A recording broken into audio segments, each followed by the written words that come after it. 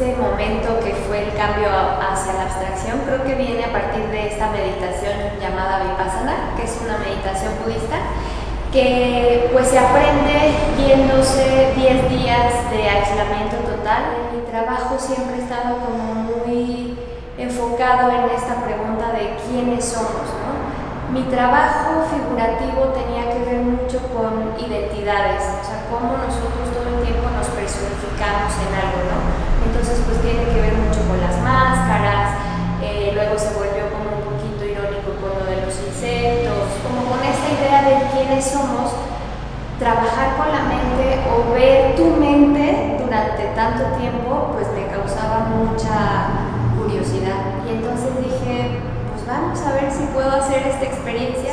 Fue así como algo que cambió en todos los sentidos, como mi percepción ante la vida, ¿no? Estar tanto tiempo en silencio y viendo mis pensamientos, o sea, al salir de verdad como que todos los sentidos se potencializaron, o sea, era una cosa impresionante. O sea, cómo escuchaba, cómo era consciente del movimiento de mi mandíbula a la hora de hablar, o sea, cosas tan pequeñitas que de cierta manera, o sea, como que el ritmo de la vida pues olvidamos y no estamos atentos, como que fue regresar a wow, ¿no? Volver a hablar, escuchar tu voz, o sea, fue una cosa que dije, qué increíble, o sea, únicamente estando atenta, ¿no? a pensamientos o al mecanismo de la mente, cómo de repente todas nuestras maneras de percibir el mundo se potencializan. Obviamente quise llevarlo a la pintura y era una necesidad también de, cuando pintaba de manera figurativa, estaba como muy clavada en que se viera real la imagen, ¿no? Como construirla con una realidad exacta. Y entonces justo me empecé a cuestionar esto, ¿no? Como, ¿por qué me interesa la realidad o por qué me interesa que se parezca a la imagen tal cual la estoy viendo, ¿no? Entonces, como que me clavé un poco más en entender cómo se construyen las imágenes, al menos como la imagen realista en la pintura. La imagen se construye a partir de pequeñas abstracciones, ¿no? O sea, realmente en toda pintura figurativa, o sea, si tú te acercas a la imagen, pues vas a ver este tipo de pinceladas, por más sobadas, como se dice que estén, realmente ves como estos extractos, ¿no? Entonces, después de esta meditación y después de esta experiencia, era como tratar de entender esa frase que para los budistas significa Vipassana, que es ver la realidad tal cual es.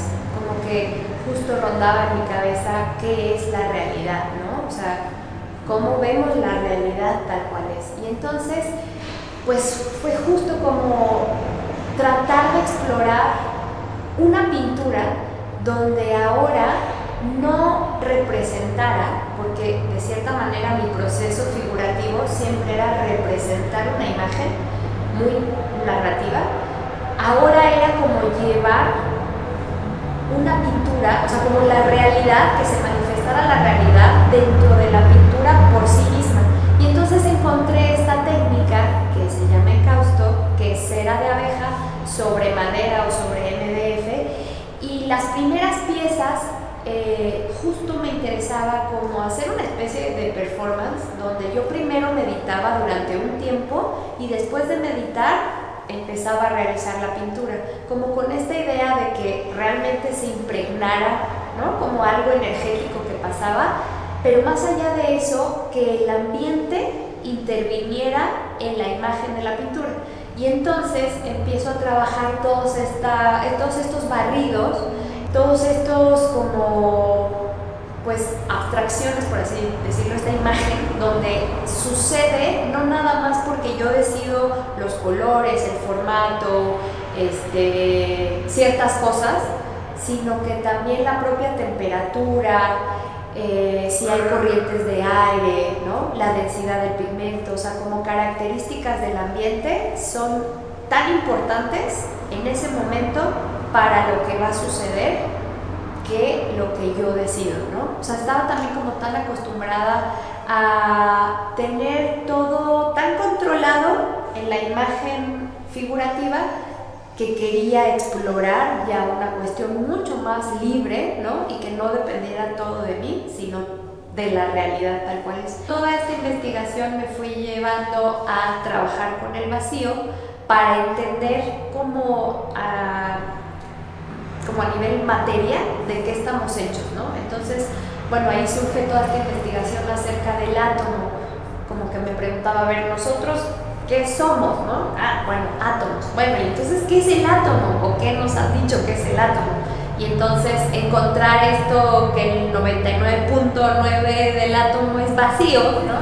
Justo aplico a este apoyo del Sistema Nacional de Creadores y propongo un proyecto que se llama El Vacío como exploración formal de la observación, dividido en 3 años. El primer año es científico, o sea, como investigar el vacío a partir de la ciencia. El segundo año es a partir del concepto de vacío relacionado con vacuidad desde la filosofía. Y el tercer año es ya más enfocado a referencias artísticas, como hacer ahí una revisión de artistas que han trabajado acerca de este concepto, pero a nivel abstracto, ¿no? Como en la pintura. Más allá como de querer llevar la ciencia como tal al arte, no era la intención, sino sí como yo, desde mis preguntas, tratar de entenderlo mejor, porque lo relacioné con lo neurológico, o sea, cómo de cierta manera nuestras identidades tienen que ver mucho con lo que pensamos de nosotros mismos, ¿no? O como de este proceso neurológico o de percepción que sucede, ¿no? Desde la pregunta de ¿qué es la mente? ¿Dónde está la mente? ¿No? O sea, ¿realmente ocupa un espacio? O bueno, la ciencia lo determina como una función, ¿no? Pero pues la mente todo el tiempo está, ¿no? Como guiándonos y es una parte sumamente importante de lo que somos. Entonces, como que tratar de relacionar el vacío con la mente fue como con una liga de observación. Hay un experimento que se hizo, que ya es bastante viejo, que es la teoría de indeterminación, ¿no? De la física cuántica, de que no entendían cómo una partícula puede suceder de la misma manera en onda, ¿no? Depende de si hay un observador o no. Entonces, bueno, está este experimento que realizaron donde en una rendijita aventaban una partícula y era una, ¿no? Pero de repente ponen 2 rejillas, avientan una partícula y se multiplica. Y era así como, ¿cómo sucede eso? O sea, ¿cómo una partícula se puede multiplicar ¿no?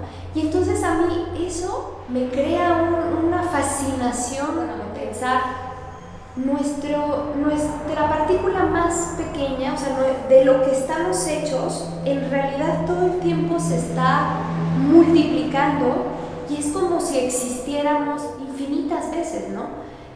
Entonces, bueno, desde ahí era como una fascinación con esto y la relación con lo neurológico era a través de la manera de cómo observamos, estudiar cómo son nuestros sistemas visuales, ¿no? Entonces, bueno, desde el hecho de anatómicamente cómo se conforman los ojos y de ahí todo el proceso visual que hace hasta llegar al cerebro y todo este proceso neurológico, ¿no? Entonces, bueno, igual darte cuenta que de cierta manera tampoco es que hayan descubierto, así como no se sabe realmente tanto de la partícula más pequeña y más subatómica, pues tampoco realmente sabemos cómo a nivel cerebro funciona, ¿no? Como en su totalidad. De cierta manera, claro que han descubierto ya como grandes cosas, pero sigue estando esa incógnita de nuestras maneras como de observación.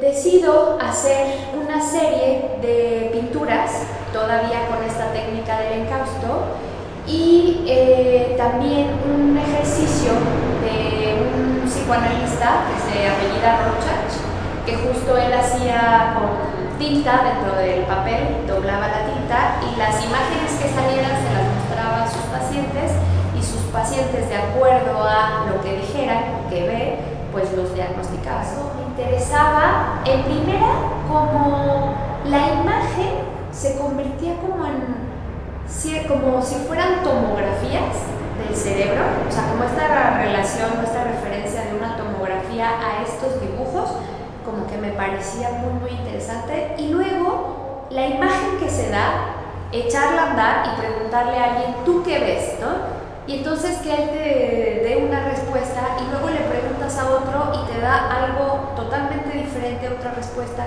y así sucesivamente. Sí hubieron como coincidencias de, un sombrero, un conejo, pero eran pocas, o sea, en realidad cada quien veía algo distinto.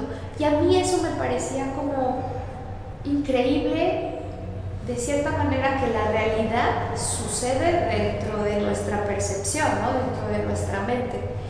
Me parecía sumamente interesante cómo todos los colores, de cierta manera, funcionan dentro de nuestro cerebro, pero fuera de, no existe, ¿no? No existe nada, o sea, no existe como nuestra percepción y nuestra traducción al color, pero como la realidad, o sea, hay tantas cosas que suceden que también nosotros no somos capaces de ver, o como qué tan corto es este espectro visible, ¿no?, de ciertos colores, y como otros insectos como la mantis, como la abeja, sí pueden ver la luz ultravioleta o toda esta gama de luz que nosotros no podríamos ver. El cerebro también, por ejemplo, funciona a partir de contrastes. Entonces también esta idea de trabajar con blanco y negro, ¿no?, como muy monocromático. Las pinturas que me interesaba, de repente, que tú veas el formato y parece que es plano y tiene un solo color, como que a lo lejos realmente parece, ¿no? Y entonces tú te vas acercando y encuentras tanto detrás de la cera ciertos dibujos y esgrafiados con una punta de metal, como tratando de jugar con esta cosa de si le tomas el tiempo, el espacio, te acercas, logras ver algo que no lograrías ver si no estás atento, pues, ¿no?